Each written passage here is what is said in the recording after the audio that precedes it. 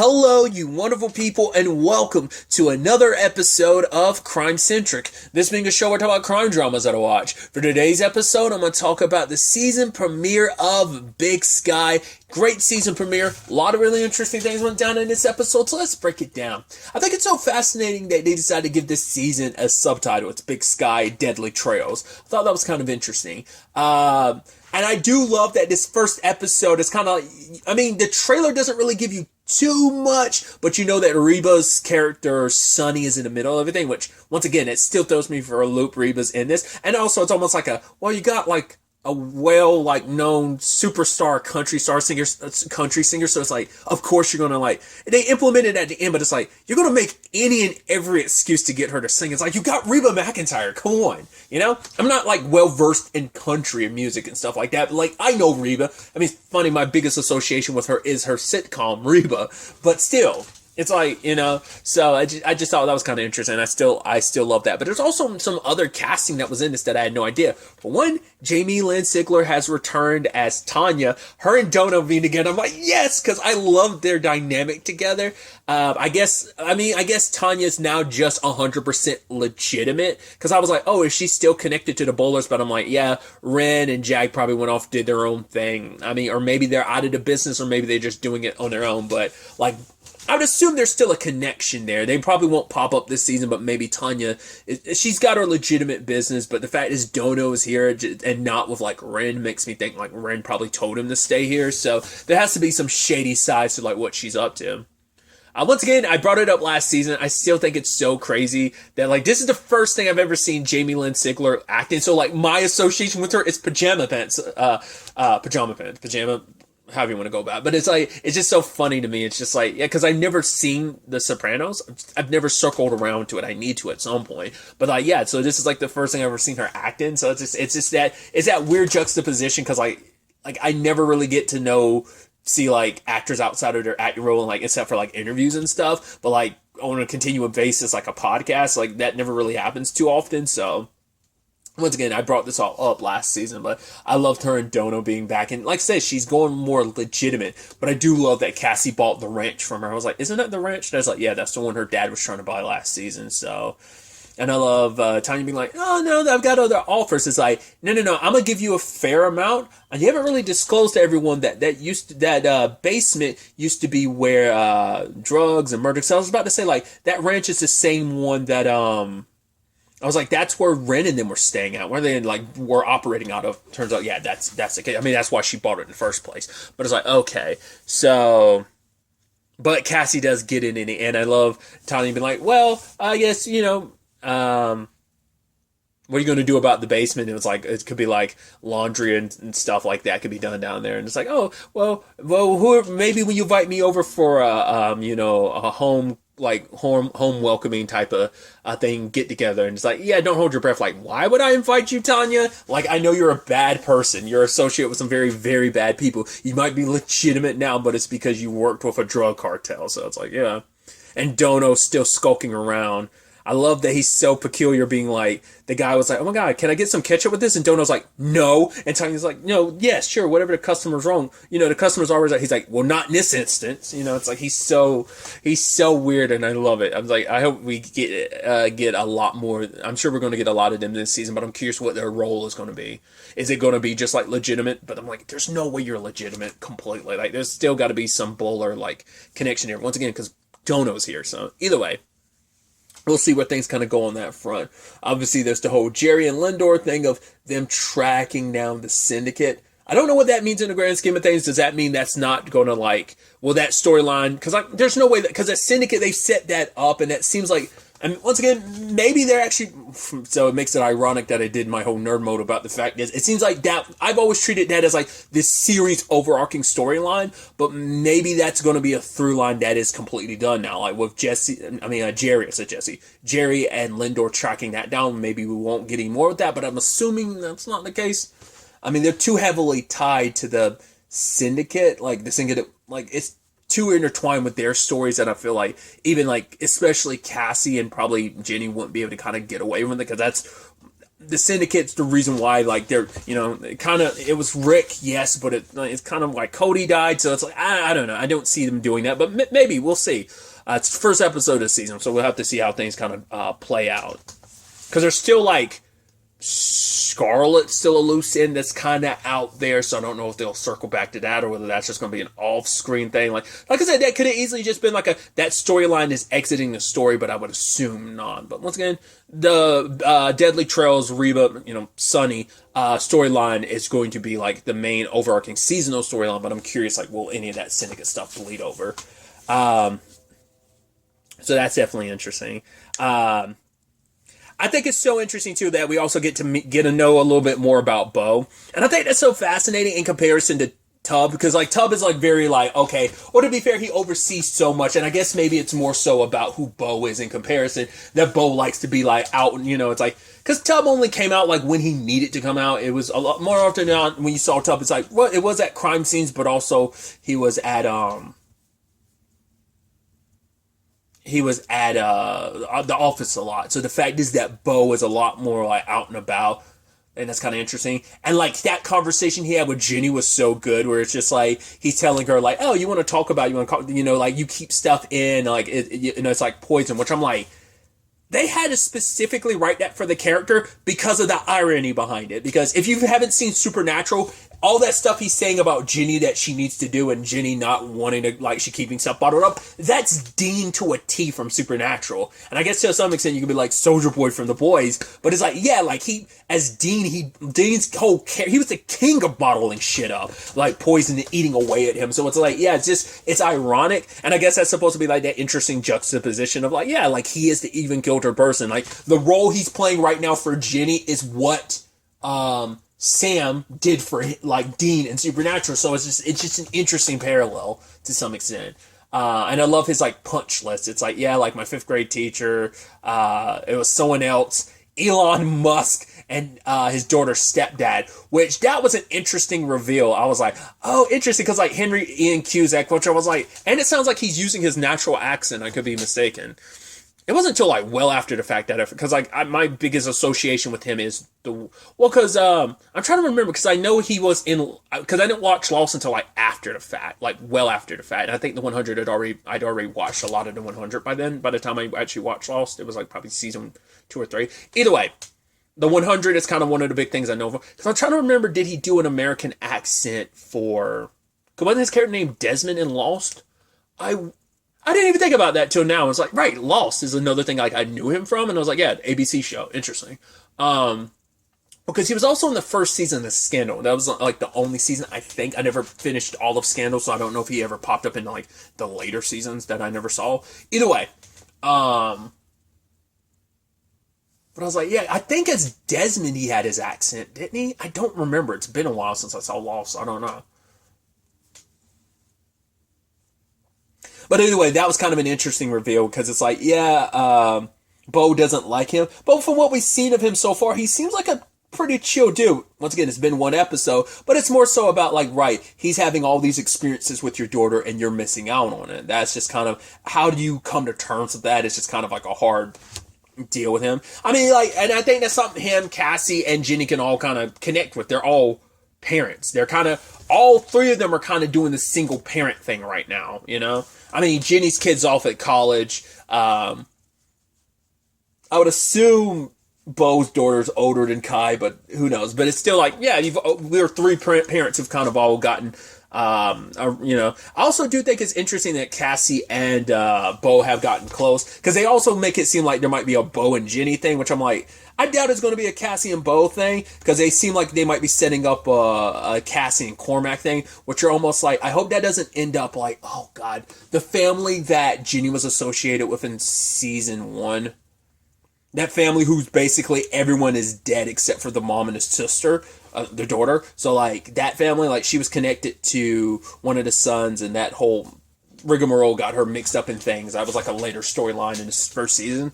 I hope it doesn't end up tragically like that. It could. I don't see things working out, but it does seem like there's a little bit of flirtation between Cassie and Cormac, who's played by Luke Mitchell. I'm like, dude, I'm seeing you all over the place. It's like, dude, obviously in the short-lived Republic of Sarah on the CW, but also on the CW, he was in the fourth and final season of Legacies, which obviously was cut short, but still kind of a nice ending. But still, it's just kind of like, man, just going from like Republic of Sarah to Legacies to now this, I'm like, man, that's crazy. Either way. Also, once again, I keep focusing on the casting stuff. Isn't Sunny's husband? Isn't that home dude from CSI Miami? Isn't that one? I think that might be the same guy. I haven't seen him in a while, so I was like, he's wearing a hat and the beard kind of threw me because he was like on CSI Miami, he was always clean shaven to my recollection. So I'm like, I think it might be one of the main people from CSI Miami, but I could be completely wrong. Either way. But getting back to the point I was making, it seemed like there might be a Cassie and Cormac thing going on. I just feel like that's not going to end well, especially whatever his mom's mixed up in. Question is, what is he mixed up? If he's mixed up in it, or is her husband mixed up in it? That just kind of Sonny's own thing. I'd assume it's a family thing, which like families end up always being kind of a complicated thing in this story. This series. But yeah, like I think the Bo and her thing is just a friendship, and it'd be a complicated thing of Jenny and Bo if there's anything that happens here, because it's like, yeah, he's kind of your temporary boss, and that can kind of get in weird territory. But I love that it's Poppernick that's the one that's kind of like, he's like, yes sir. He's like, what did I tell you about sir? He's like, sorry. Damn, sorry. Kind of got to work on that. It's like it's the same way with Jenny, And it's like, yeah, Jenny, deal with him. She's like, stop sucking up. And he's like, yeah, I'm sorry. I will work on that.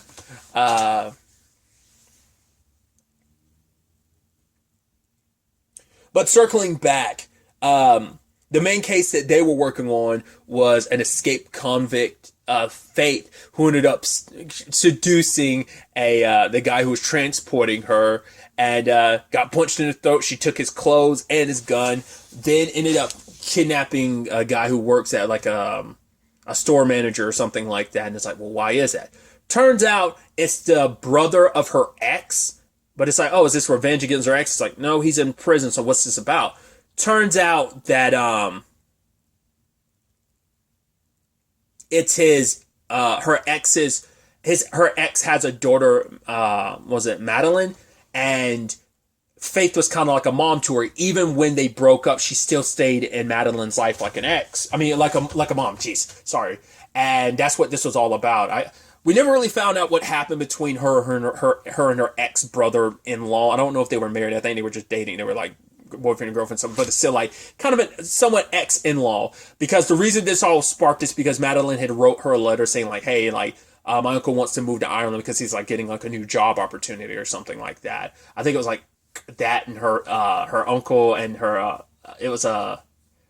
her uncle and her aunt, and that's what made Faith realize like, no, I have to get out now. So it's sad knowing that that's the motivation, but especially even more so knowing like, that's why Cassie was like, yeah, might as well give him as much time as possible, because it was like Bo being like, no, let her say goodbye to her daughter, and at the end, Cassidy's like, yeah, not Cassie, jeez.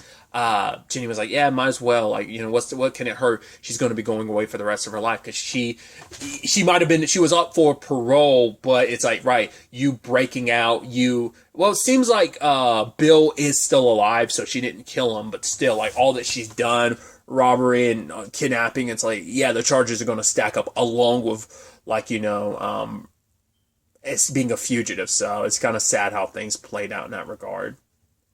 Once again, just that desperation, I think it really hit Bo, and I think that's why he ended up calling his daughter later, because it made him kind of go like, no, I'm going to call her up. But like I said, finding out that she was one of the people on the trail thing that Sonny's doing, I think is really interesting. Especially because Jenny and Cassie both have heard a little bit of Bo's story, but not all of it. And it's like, it seems like it's stuff he's still holding back. And she's like, I'd love to meet your ex. He's like, oh no. He's like, that would do good for no one. You two would not get along. I'm like, what's that about? I'm also curious, like, is it going to be someone we're familiar with? I mean, not familiar with in the sense of, is it going to be an actress, I'm going to be familiar with, that who's going to be playing his ex, Carla. I'm curious about that. But the fact is he made such a point about it made you go like, what's that about? Because the divorce is still something they hadn't really touched on, because like Jenny was like, he hasn't really touched on why they got divorced, and the fact is he's still keeping it. It almost seems like, at least the way he makes it sound, I would assume it's one of those complicated situations of he kind of put his job first and now he's trying to make up for it now. But, it's kind of almost like that too little too late, or is it too little too late type of situation? Because it's like the fact is he came all this way, took this job so he could be closer to his daughter. I mean, he's even closer to her because of the Sunny excursion thing that they're taking part in, which, once again, I do love the presentation of because a lot of bad people, the show also kind of does that because it's like, right, they did it with like Rick and Ronald immediately being like, oh, Ronald seems a little off. Rick, I'm not sure, but he's super bad guy because the first episode ended with him killing Cody. So it's like, yeah, they kind of did it because I'm trying to think of like Ren in particular. Like, no, they pretty much, because it's like, I'm trying to think about last season. It's like, there was like a little more build up before you got like the reveal of like the villains and stuff. But this one, it just seems like you immediately start off with her being at least mixed up with some sinister stuff that isn't quite copacetic. Like there's something going on, especially because like she's got that very sunny disposition. And just being like, oh yeah, like this has got to be perfect, and she seems like such a great host. Obviously, they're hiding the fact is like, yeah, we probably don't want to tell people that like someone like last month or whatever got mauled by a bear. Let's kind of keep that low key, but also tell people look out for bears. So obviously, managing and juggling all these people. There's that one couple where the girlfriend wants to be here, the boyfriend doesn't. There's a whole back and forth there, but you can tell that Sunny's kind of hiding something, because like the daughter, which ends up being as we know, it's Emily, who's Bo's daughter, ended up,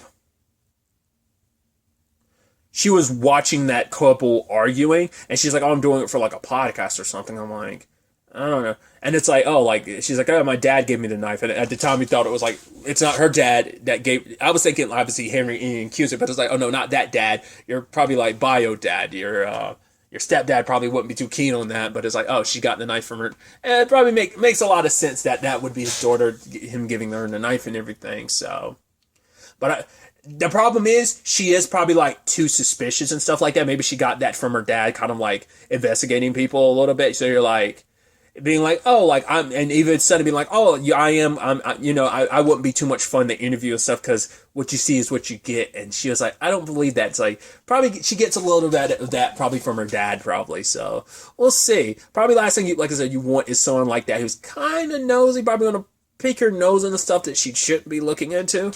We'll see where things kind of go from there. But I thought that was kind of an interesting reveal at the end where that guy with the we saw the creepy guy from the beginning of the episode, and the missing climber Mac. I mean, he fell a long way, so you're assuming he's dead, not unless he's like severely messed up and his body's been hidden somewhere. Because Denise did mention like, okay, there's a neighbor's son's girlfriend who went missing, and they found her mutilated, her heart cut out. You're like, Jesus, that was 20 years ago. So the question is like, well, could there be any correlation here? And so you're like, okay, so like, could there be like some like cult thing that Sunny and them are about? Because it seems like that guy is her son, which that actor seems so familiar. I have to look into like why he seems familiar, but maybe it's a thing of he's a little off, but rather than doing something almost like a Ronald and his mom, like having a weird relationship, not the same equivalency, but maybe it's a thing of she knows something's off with her mom, and maybe that's Cormac's brother and their other son, her and her husband's other son, but like he's kind of left out in the woods to kind of do whatever he wants, and they cover up so much of the terrible stuff that he's done. Maybe that's kind of the shtick of that, like of their family situation. I don't know, but she's making him s'mores. I said s'mores. I said schmores like there's an H in it. She's making them s'mores and bringing them out. So I'm like, there's something there. Like it definitely, she's like, oh, I think she said mama. So it's like, yeah, like I think that definitely, but I'm curious what the whole circumstance is. It has to be like they're covering up stuff for them type of thing. So, a lot of interesting things to kind of throw at you all at once in the beginning of the season, but I'm really excited to see where things kind of go from here. Obviously, spending more time with Bo, getting to know more about him, and obviously his interactions, how flirtatious he is with Denise, and it's like, oh, cooking something, in which Cassie's just like, right, cool, you never cooked anything for me, Miss Robinson, never cooked for me. So it's definitely going to be interesting to see how a lot of these dynamics play out going forward. I'm excited to have Big Sky back, and I'm very, very excited to see where this season goes because, once again, I don't know if there's like a longer trailer. The only trailer I've seen for this season was like a 30 seconds, and it kind of told you next to nothing, which is amazing. So, like, what we got from this first episode is pretty much all we kind of know, at least I'm aware of going into the season. I'm not asking, like, oh, what else is going to... I don't want to know. I don't even want to know what's coming up in the next episode. Once again, it's just me being rhetorical, being like, just in general, I'm going into this season not really knowing much, and I'm kind of fine with that. So I'm excited to see ultimately what ends up happening. But really, that's all I'm going to talk about. Till the next time we meet, be happy, be safe, live life to the fullest, and enjoy it. Good day, and goodbye.